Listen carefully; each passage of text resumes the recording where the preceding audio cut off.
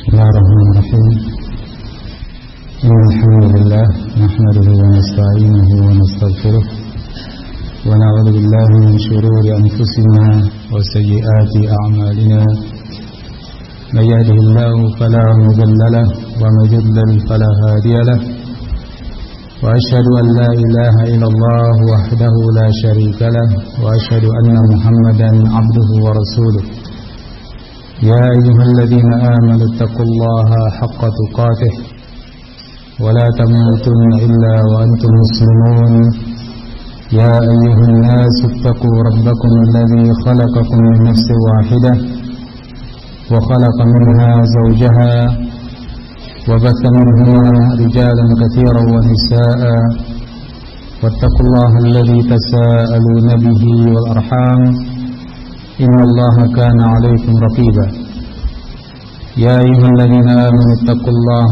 وقولوا قولا سديدا يصلح لكم أعمالكم ويغفر لكم ذنوبكم ومن يطع الله ورسوله فقد فاز فوزا عظيما أما بعد فإن أصدق الحديث كتاب الله وخير الهدي هدي محمد صلى الله عليه وسلم وشر الأمور محدثاتها فإن كل محدثة بدعة وكل بدعة ضلالة وكل ضلالة في النار.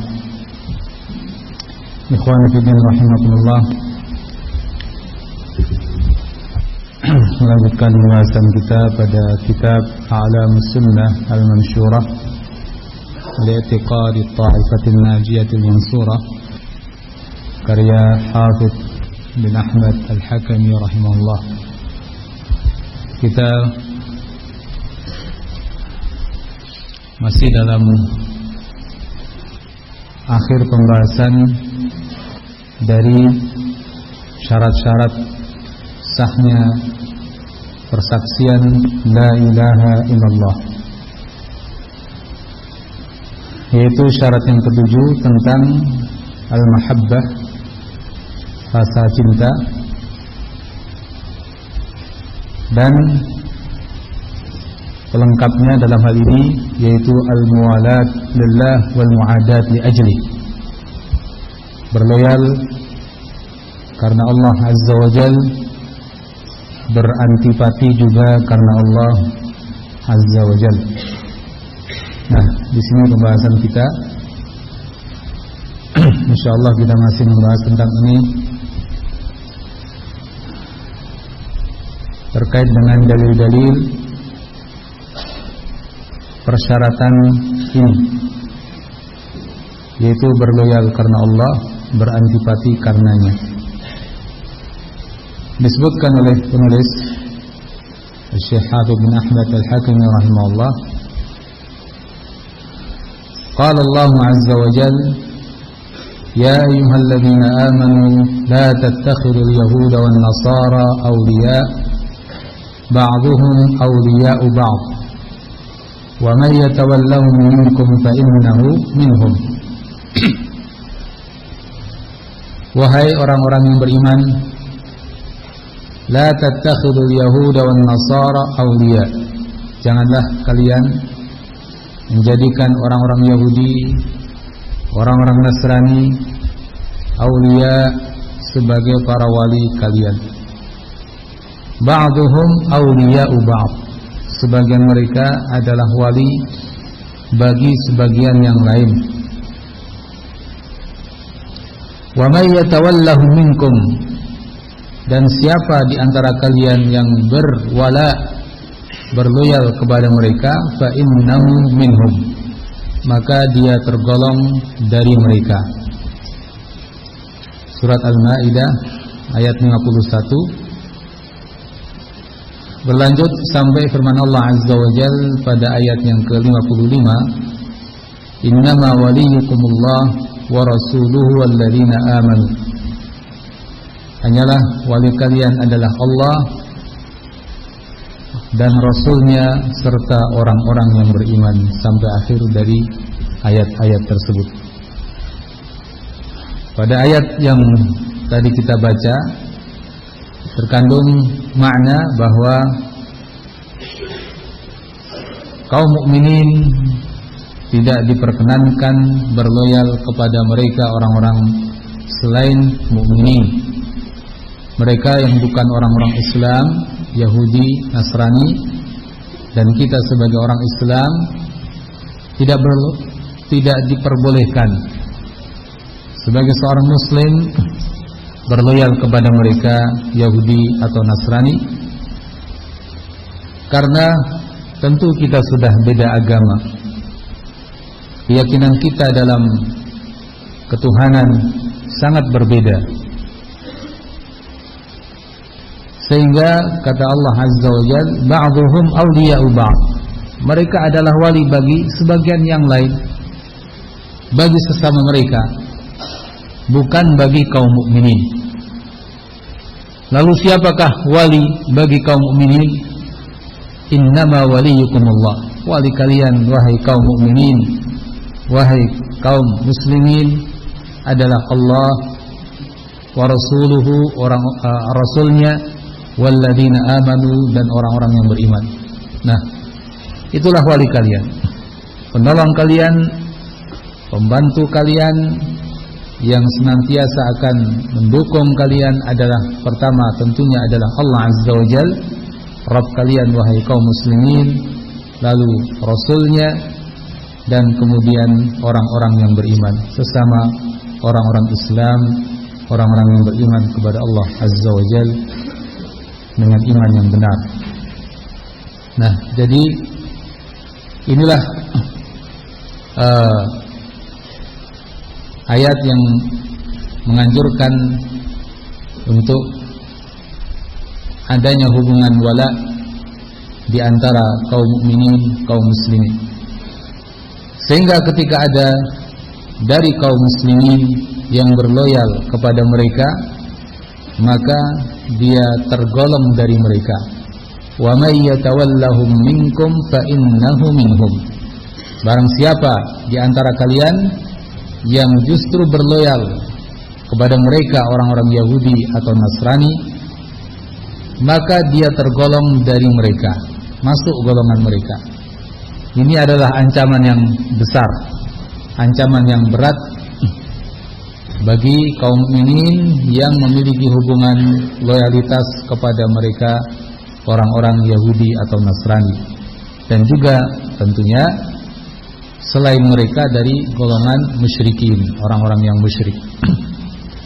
Ikhwan fillah rahimakumullah, kalau begitu ayat-ayat ini jelas mengharuskan kita selaku seorang muslim yang sudah mengikrarkan syahadat kita la ilaha illallah Muhammad Rasulullah, untuk hanya berloyal kepada Allah, Rasulnya, dan kaum mukminin. Tidak boleh berloyal kepada selain mereka dari orang-orang yang bukan Islam. Ya, sehingga dengan loyalitas kepada selain muslimin bisa mengakibatkan seseorang berpindah menjadi golongan mereka. Sekali lagi, ini adalah wa'idun syadid, ancaman yang sangat berat.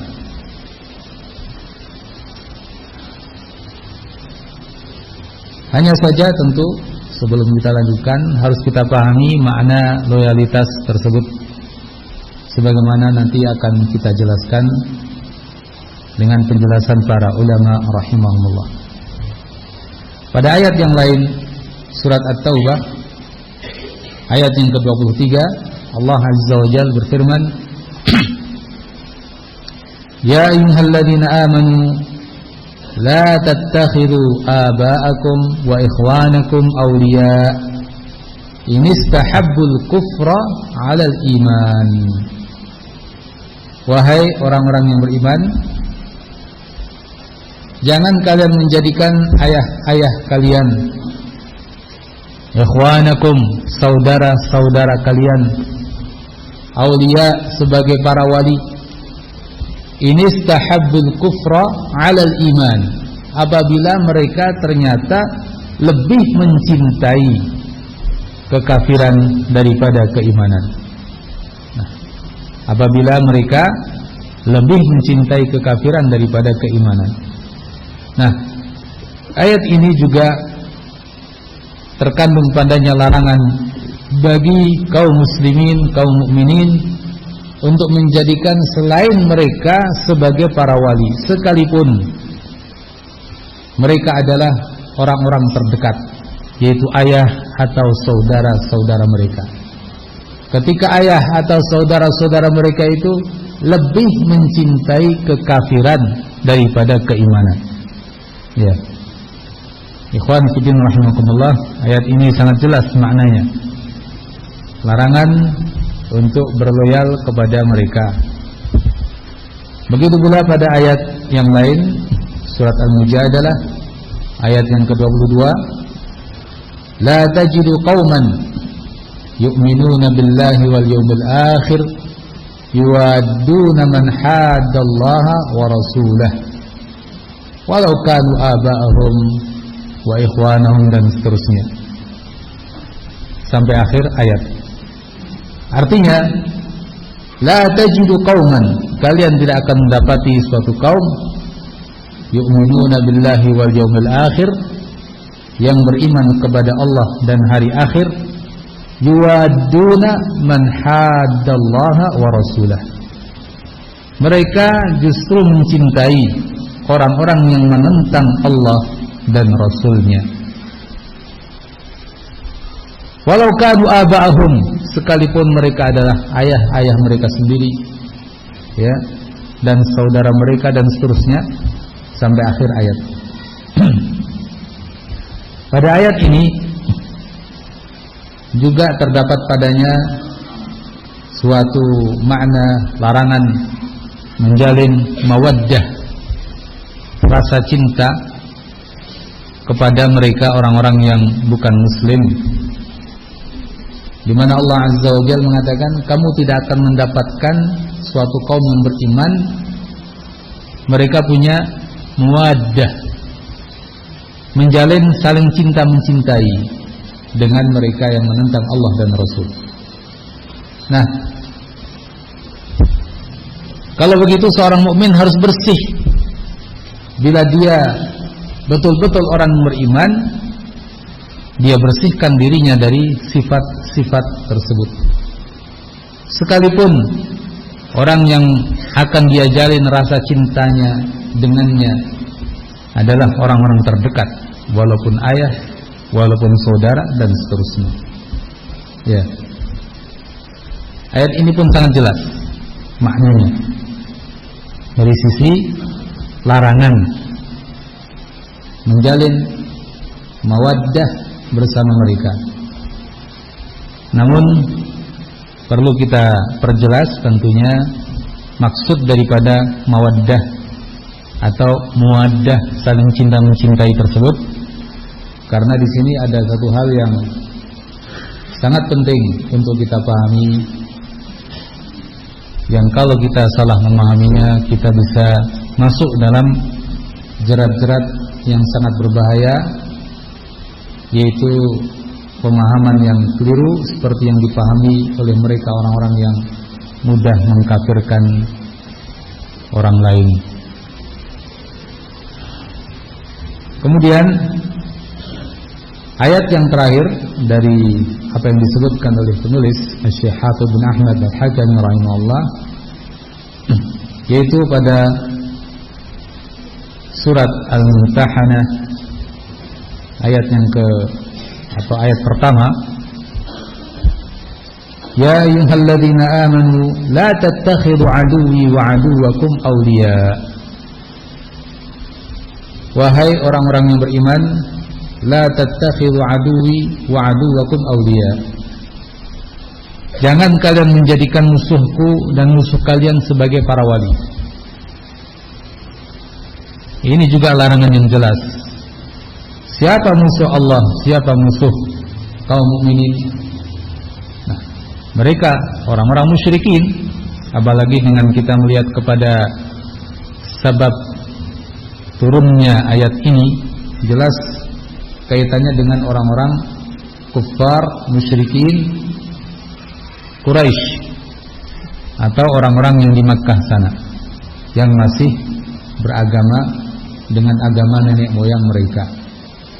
Nah, di sini Allah Azza wa Jalla dengan jelas melarang kaum mukminin menjadikan mereka, sekalipun mereka adalah orang-orang dekat, masih ada hubungan karib kerabat, tapi ketika beda agama tidak boleh dijadikan sebagai para wali.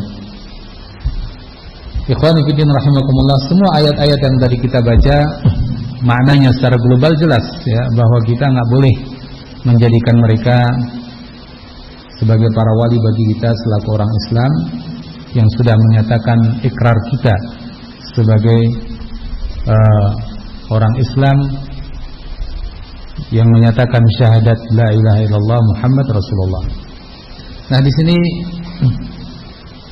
yang hendak saya terangkan sebagai tambahan dan penegasan yang sebelumnya, bahwa loyalitas di sini dan wala yang tersebut pada ayat-ayat itu harus kita pahami lebih jauh.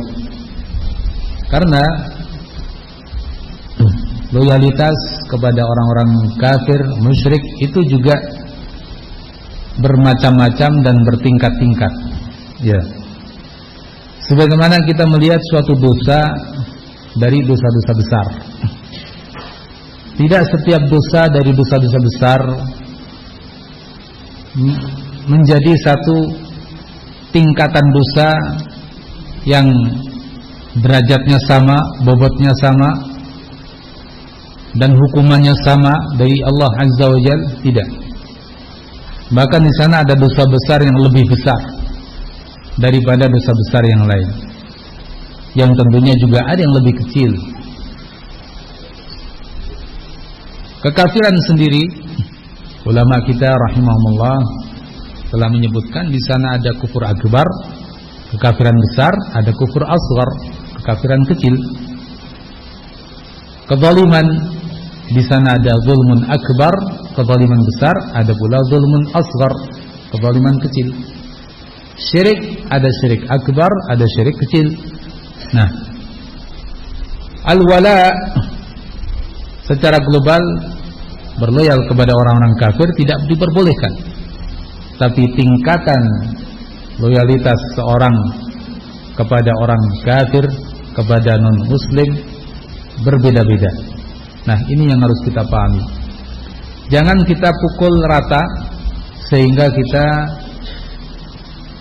menilai dengan satu penilaian bahwa setiap orang yang berloyal kepada orang selain Islam, apapun bentuk loyalitasnya, berarti dia bukan muslim, berarti dia dari golongan mereka.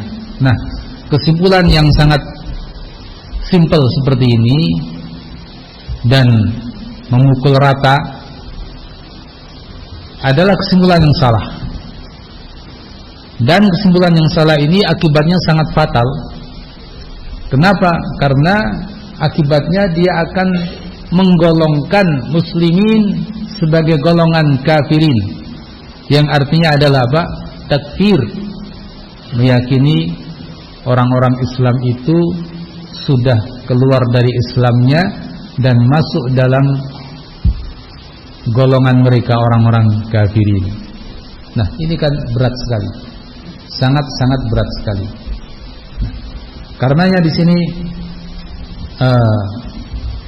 harus kita pahami, di sana ada loyalitas kepada orang-orang musyrik yang memang itu tergolong kekafiran, tergolong sesuatu yang menyebabkan murtad dari Islam dan masuk kepada agama mereka, orang-orang kafir. Di sana ada loyalitas yang itu dosa besar tapi tidak sampai kepada kekafiran. Nah, di sini terkait dengan masalah ini mungkin saya akan menukilkan sebagian ucapan ulama kita rahimahumullah. Ya, kita cari mungkin yang mudah kita pahami. Di sini saya akan membawakan ucapan Syekh Saleh bin Fauzan Al-Fauzan, ulama kita di zaman sekarang ini, yang mudah kita pahami dari penjelasan beliau tersebut. Dan penjelasan beliau yang akan kita sebutkan ini bukan kesimpulan beliau pribadi, bukan. Ini adalah juga penjelasan para ulama terdahulu, dari ulama-ulama yang sebelum beliau sampai para ahli tafsir yang menyebutkan bab ini di kitab-kitab mereka. Hanya saja ya kita ingin mencari yang ringkas dan sudah mudah kita pahami. Dijelaskan oleh beliau hafizahullah dalam syarah Nawaqidul Islam, kata beliau, Al-Qismul Awwal, bagian yang pertama dari macam-macam bentuk loyalitas kepada orang-orang kafirin atau musyrikin. Al-Qismul Awwal, yang pertama, mudhaharatuhum wa muawanatuhum 'alal muslimin, membantu mereka orang-orang musyrik, orang-orang kafir, 'alal muslimin, terhadap kaum muslimin. Terhadap, yakni di sini ada unsur apa? Melawan dan yang semakna dengan itu terhadap kaum muslimin. Ma'a mahabbati ma hum 'alaihi minal kufri. Nah, ini catatan penting. Dengan adanya rasa cinta, ma'a mahabbati ma hum 'alaihi minal kufri, dengan adanya rasa cinta terhadap kekafiran mereka, wasyirki, dan kesyirikan mereka, wadhalal, serta kesesatan mereka. Ya, ini catatan yang sangat penting ya. Ketika seorang muslim membantu mereka yang kafir, yang musyrik, membantu untuk melawan muslimin, dan ini didorong oleh apa? Atau bersama dengan itu ada rasa cinta pula kepada kekafiran mereka, kesyirikan mereka, ya, kesesatan mereka. Fahadzal qism la syakka annahu kufrun akbar mukhrijun minal billah. Maka untuk bagian ini, tingkatan ini, tidak diragukan lagi bahwa ini merupakan kufrun akbar, kekafiran besar, mukhrijun minal millah, yang bisa membuat orang keluar dari agama. Kufrun akbar mukhrijun minal millah, kufur besar yang membuat seseorang keluar dari agama Islam. Ya. Al-Qismu Tsani, bagian kedua, an yu'awinahum 'alal muslimin la mukhtaran, membantu mereka orang-orang musyrik atau kafir, 'alal muslimin, terhadap kaum muslimin, la mukhtaran, bukan karena keinginan diri mereka sendiri, bal yakrahunahu, bahkan mereka orang-orang itu memaksa dia. Ya, mungkin dengan ancaman ya. Kalau seperti zaman sekarang ada ancaman-ancaman global, mungkin dari negara-negara kuat. Bal yakrahunahu, bahkan mereka mengancamnya, memaksanya, ala dzalika, untuk melakukan hal tersebut, bisababi iqamatihi bainahum, dengan sebab ia tinggal di tengah-tengah komunitas musyrikin atau kafirin. Ya. Ini bagian kedua ya. Sebelum kita lanjutkan, kita pahami terlebih dahulu. Jadi untuk bagian kedua ini ada seseorang dari muslimin melakukan suatu perbuatan yang ini bagian daripada loyalitas kepada mereka musyrikin kafirin, yaitu dengan membantu mereka terhadap kaum muslimin. Hanya saja bukan keinginan dari dirinya sendiri, bahkan ia dipaksa. Kenapa dia dipaksa? Karena dia tinggal di tengah-tengah mereka, komunitas mereka, ya, sehingga dia takut kalau tidak menuruti kemauan mereka. Begitu pula mungkin seperti yang tadi saya katakan, untuk zaman sekarang ini ya mungkin antar satu negara dengan negara yang lain ada model paksaan-paksaan dan ancaman-ancaman dari pihak-pihak yang lebih kuat, ya. Ini juga bisa masuk ke dalam apa yang tadi kita sebutkan, adanya paksaan-paksaan dari pihak tertentu. Nah, untuk yang kedua ini apa hukumnya? Kata beliau, fahada alaihi wa'idun syadid. Ini orangnya mendapat ancaman yang berat. Ancaman dalam syariat, ya, di sini maksudnya ancaman dosa dan hukuman dari Allah yang cukup berat. Ya. Wa yukhsha 'alaihi minal kufri al-mukhrij minal millah, dan dikhawatirkan terhadapnya untuk keluar daripada agama. Dikhawatirkan. Antum harus bedakan, ya, dengan yang pertama.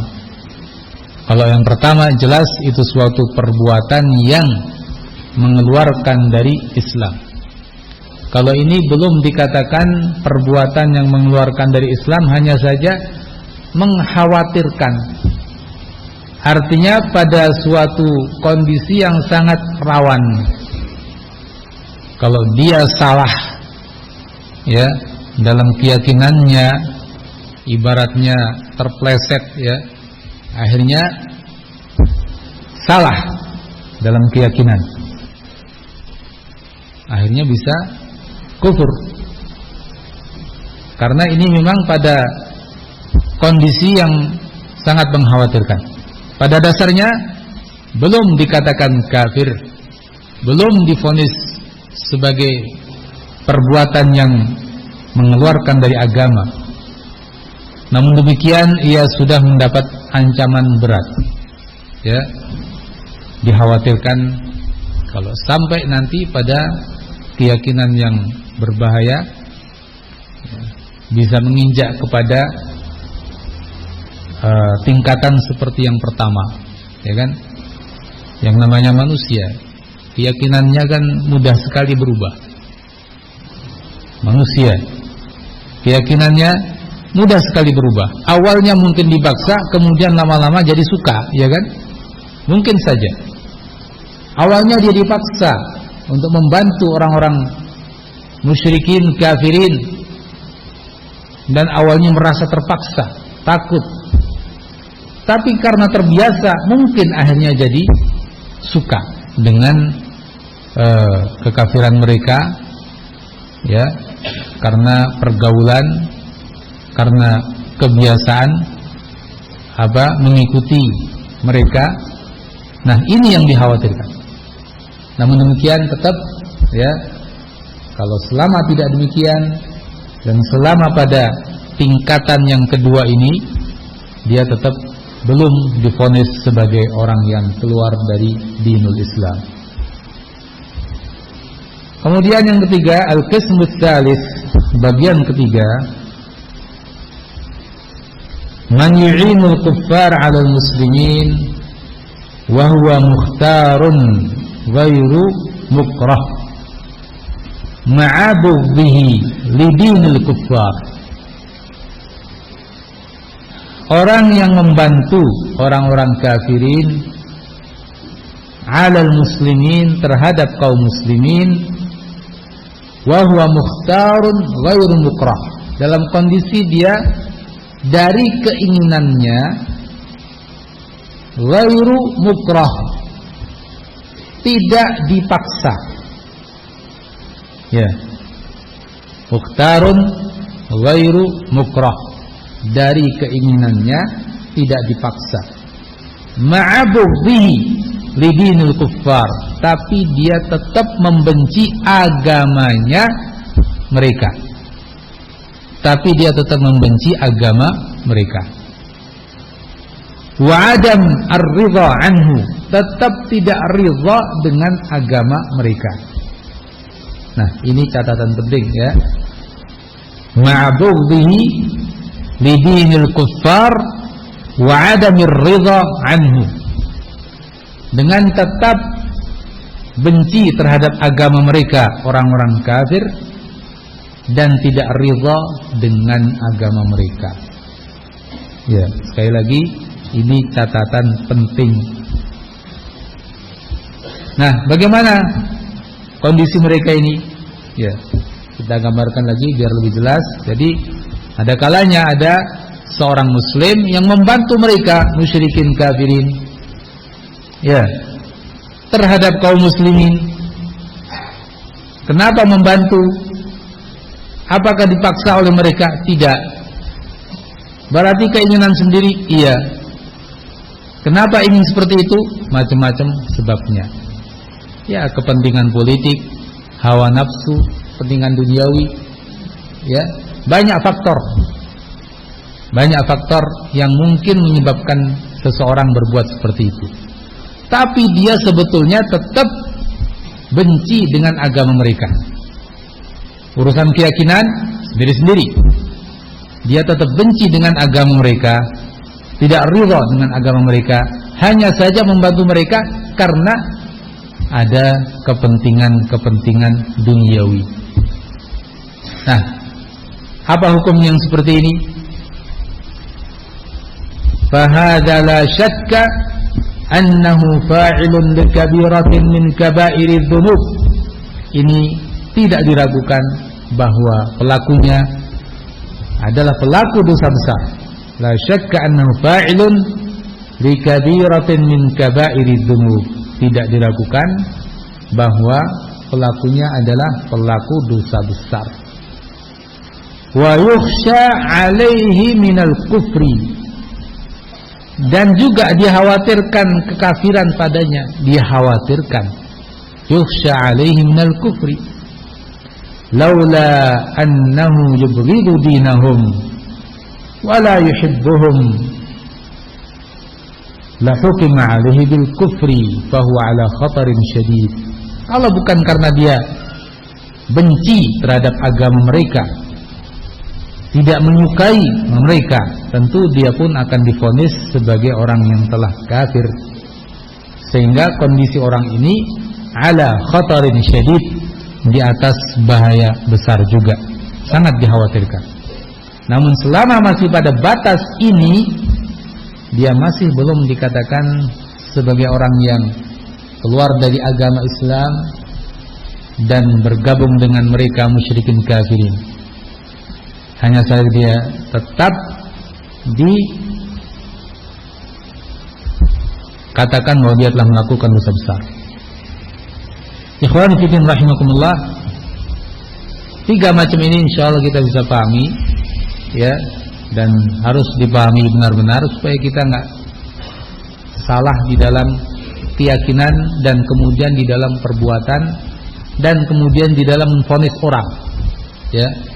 Untuk contoh yang ketiga ini,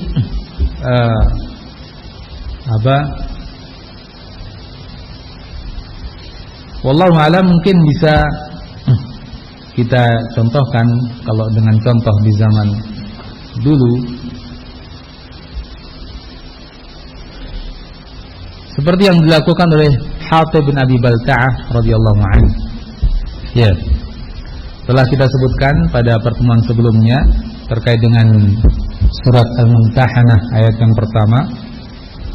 Di situ dikisahkan bahwa Hatib bin Abi Balta'ah radhiyallahu anhu, semoga Allah meridai beliau, telah khilaf. Apa yang dia lakukan? Dia membantu, ya, orang-orang musyrikin Quraisy. Untuk menghadapi siapa? Menghadapi muslimin. Dalam peristiwa Fathu Makkah yang akan dilakukan muslimin terhadap orang-orang kafir Quraisy ketika itu. Nah, bentuk perbuatan yang dilakukan oleh Hatib radhiyallahu anhu adalah memberi informasi tentang rencana penyerangan Rasulullah SAW ke Makkah. Alhamdulillah, apa yang dilakukan oleh Hatib segera teratasi,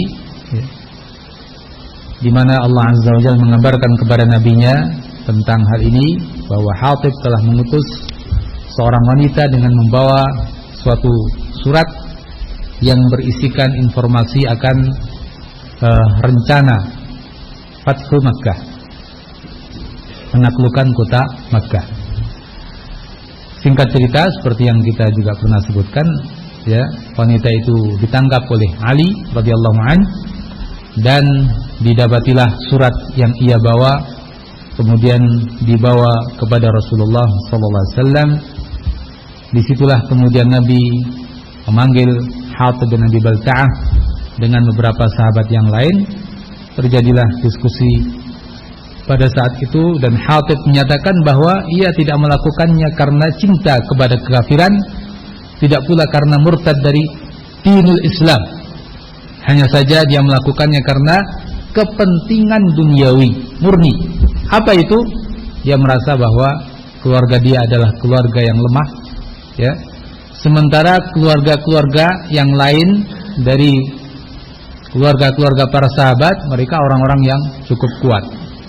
Hatib dengan informasi ini berharap keluarganya nanti dapat perlindungan atau yang semakna dengan itu dari keluarga-keluarga yang lain.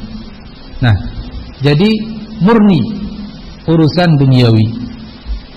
Tidak ada rasa cinta kepada kekafiran, kepada kesyirikan, apalagi kebencian terhadap Islam, lalu ia mau murtad, sama sekali tidak. Nah, akhirnya setelah Hatib radhiyallahu anhu menyatakan hal itu kepada Nabi SAW, Nabi alaihi salatu wassalam, ya, tidak menghukum dia dengan hukuman sebagaimana Nabi terapkan kepada orang kafir misalnya, yang dihukum mati, atau yang semakna dengan itu dimintai taubat dulu, kalau tidak akan dihukum mati, istitabah bagi orang yang murtad. Tidak, semuanya tidak. Bahkan ketika Umar radhiyallahu anhu ingin menggal kepala Hatib radhiyallahu anhu, Nabi mengingatkan Umar. Nabi katakan kepada Umar, bukankah dia termasuk ahlu Badr? Dan Allah Azza wa Jalla sudah mengatakan kepada ahlu Badr, para pejuang perang Badr, i'malu ma syi'tum faqad ghafartu lakum. Lakukan apa yang kalian mau, aku telah mengampuni kalian. Nah, sudah. Jadi begitu kisah yang ada, dan bisa antum lihat kembali di tafsir surat Al-Mumtahanah ayat-ayat yang pertama. Ya. Ikhwani fiddin rahimakumullah. Sehingga apa yang dilakukan Hatib, jelas ini suatu perbuatan yang salah. Jelas suatu perbuatan yang salah. Namun kita lihat di sini Nabi SAW tidak menghukuminya dengan hukum kufur. Nabi tidak menilai dan memvonis Hatib sebagai orang yang murtad. Nah, ini yang harus kita pahami, sehingga kita tidak boleh sembarangan, ya, mengatakan bahwa semua yang berloyal kepada orang-orang kafir berarti dia bagian daripada mereka. Tidak. Ikhwan fillah rahimakumullah, tidak demikian. dan ini untuk zaman-zaman sekarang ini, terutama ketika kita menghadapi syubhat-syubhat dari orang-orang Khawarij dan yang sejalan dengan mereka, memahami masalah ini adalah masalah yang sangat penting. Karena bab ini menjadi salah satu landasan utama mereka, orang-orang Khawarij, para teroris, untuk memberikan vonis-vonis kafir kepada pihak-pihak lain. Ya, ini menjadi salah satu landasan utama mereka ketika memvonis pihak-pihak lain dengan vonis kekafiran. Ya, dengan global mereka akan menyatakan bahwa fulan atau negara fulan atau pimpinan negara fulani telah berloyal kepada orang-orang kafir, berarti dia tergolong mereka. Karena Allah berfirman, "Wa may yatawallahum minkum fa innahu minhum." Siapa yang berloyal kepada mereka, maka dari bagian mereka. Nah, ini yang akan dijadikan landasan oleh orang-orang itu. Kita katakan ini salah. Tidak sesederhana itu memahami masalah ini. Harus kita pahami dengan perincian seperti yang tadi kita sebutkan. Ikhwan fillah rahimakumullah, seperti yang tadi saya katakan bahwa apa yang dikatakan oleh Syekh Shalih Al-Fauzan, ya, bukan ucapan beliau pribadi, tapi ini adalah ucapan para ulama kita rahimahumullah, ya. Di antaranya di sini dari kitab Ad-Durar As-Saniyah, ya, kitab yang isinya adalah makalah atau surat menyurat atau kitab-kitab kecil dari para a'immatud da'wah An-Najdiyah, cucu-cucu dan murid-murid Syekh Muhammad bin Abdul Wahhab rahimahumullah.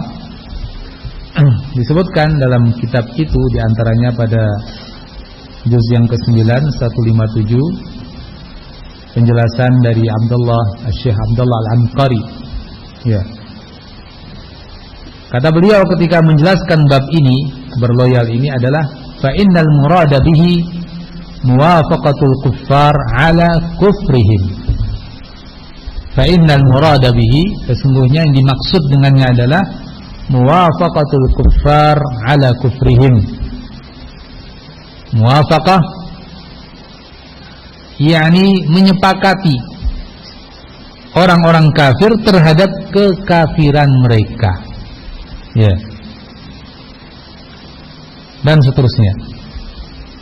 Atau saya lanjutkan, wa izharu mawaddatihim wa muawanatihim 'alal muslimin wa tahsin af'alihim wa izhari ta'ah wal inqiyad lahum 'ala kufrihim, ya, muwafaqatul kuffar 'ala kufrihim wa izharu mawaddatihim wa muawanatuhum 'alal muslimin wa tahsinu af'alihim wa izharu ta'ati wal inqiyadi lahum 'ala kufrihim. Ya, saya terjemahkan. Jadi yang dimaksud kata beliau adalah menyepakati orang-orang kafir terhadap kekafiran mereka dan menampakkan rasa cinta kepada mereka dan membantu mereka terhadap muslimin, serta tahsin af'alihim, menganggap bagus perbuatan-perbuatan mereka, wa izharut ta'ah, dan menampakkan ketaatan dan ketundukan kepada mereka atas kekafiran mereka. Nah, jadi semuanya berputar pada apa? Ridha dengan kekafiran mereka. Ini menjadi catatan penting dalam hal ini, ya. Ikhwani fillah rahimakumullah, termasuk bab cinta tadi yang kita sempat sebut, bahwa cinta kepada orang-orang kafir atau muwaddah, saling cinta mencintai dengan mereka, tentu di sini juga harus ada perincian. Karena apa?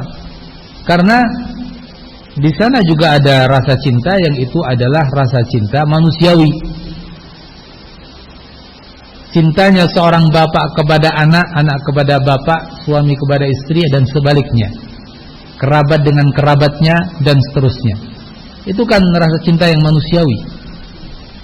Ya, ikhwan fillah rahimakumullah, rasa cinta yang seperti ini, yang hanya pada batasan cinta sesama manusia, namun tetap tidak ridha terhadap agama dan keyakinan mereka, itu adalah masih pada batas ya, yang tentu tidak tergolong kekafiran ya, yang seperti ini.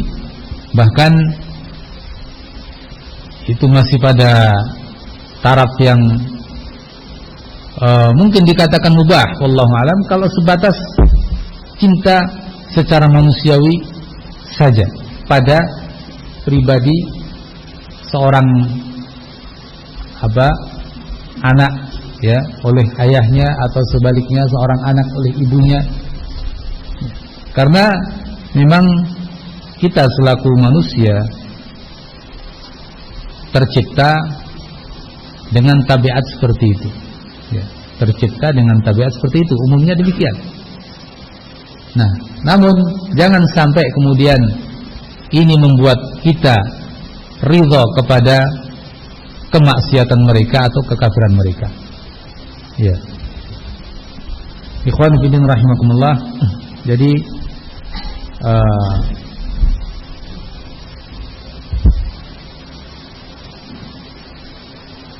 perbuatan para pendahulu kita, bahkan mungkin kita melihat kisah-kisah ya terdahulu dari para nabi, bagaimana mereka para nabi yang diuji dengan ujian-ujian berat ya, di mana kerabat-kerabat mereka masih ada yang musyrik, ada yang anaknya musyrik, ada yang ayahnya musyrik, ada yang istrinya musyrik. Ikhwan fillah rahimakumullah, tapi mereka tidak ridha dengan kesyirikan-kesyirikan kerabat-kerabat mereka itu, sama sekali tidak ridha. Walaupun mereka secara hubungan manusiawi tetap punya hubungan kasih sayang. Nah, ikhwan fillah rahimakumullah, jadi ini juga bagian daripada bab mahabbah dan mawaddah ya, yang harus kita pahami bahwa di sana ada perincian, di sana ada hukum yang berbeda-beda antara satu keadaan dengan keadaan yang lain. Jangan dipukul rata. Kemudian juga hal yang penting di sini untuk kita pahami adalah ada perbuatan-perbuatan yang sama sekali bukan tergolong loyalitas, sehingga sangat jauh untuk kita pahami masuk ke salah satu dari 3 bagian yang disebutkan oleh Syekh Shalih Al-Fauzan yang tadi kita sebutkan. Contoh misalnya kita melakukan melakukan transaksi jual beli dengan orang-orang kafir misalnya. Nah, ini bukan masuk ke pembahasan seorang muslim berloyal kepada orang kafir. Seorang sewa menyewa dengan orang kafir, seorang misalnya bahkan mungkin ada hubungan usaha bareng misalnya, seorang jadi pegawai orang kafir ya, dan seterusnya. Jangan disalahpahami, jangan dianggap ini kan bentuk loyalitas kepada mereka. Tidak sama sekali. Ini nggak masuk ke bab itu. Ya. Dan yang seperti ini telah terjadi di zaman Nabi. Ali bin Abi Thalib pernah bekerja dengan orang Yahudi. Ya. Transaksi jual beli itu hal yang biasa terjadi di sana antara muslimin dan musyrikin, bahkan Yahudi, Nasrani. Sewa menyewa, gade menggade. Nabi sendiri meninggal dalam kondisi baju besinya tergade di siapa? Orang Yahudi. Nah, ini tidak masuk ke ranah al-wala, loyalitas kepada mereka. Ini perkara yang mubah Ya, tentu dengan aturan-aturan syar'inya. Bahkan Allah Azza wa Jalla membolehkan kita memberi hadiah kepada mereka. Membantu dalam bab seperti ini, memberi hadiah. Bersikap adil kepada mereka. Allah membolehkan hal itu. Menerima hadiah dari mereka juga dibolehkan oleh Allah Azza wa Jalla. Nah, bagaimana yang seperti ini? Kalau kemudian disalah pahami, dianggap sebagai bentuk loyalitas, ini sangat salah, ya. Jadi ikhwan fillah rahimakumullah, inilah pentingnya kita memahami bab ini dari para ulama kita rahimahumullah. Berhati-hati dari syubhat-syubhat yang beredar, ya, di makalah-makalah atau kajian-kajian yang cenderung kepada arah-arah takfir, pengkafiran kepada pihak lain, disebabkan karena apa? Karena tidak memahami masalah ini dengan baik, tidak sesuai dengan yang dipahami para ulama kita rahimahumullah. Demikian mungkin yang bisa kita sampaikan dalam hal ini, walaupun tentunya di sana masih banyak hal yang perlu baca dari para ulama kita supaya kita lebih memahami masalah ini dengan pemahaman yang benar, ya. Atau sebelumnya di sini ada satu hal lagi yang saya ingat, yaitu memahami ucapan para ulama kita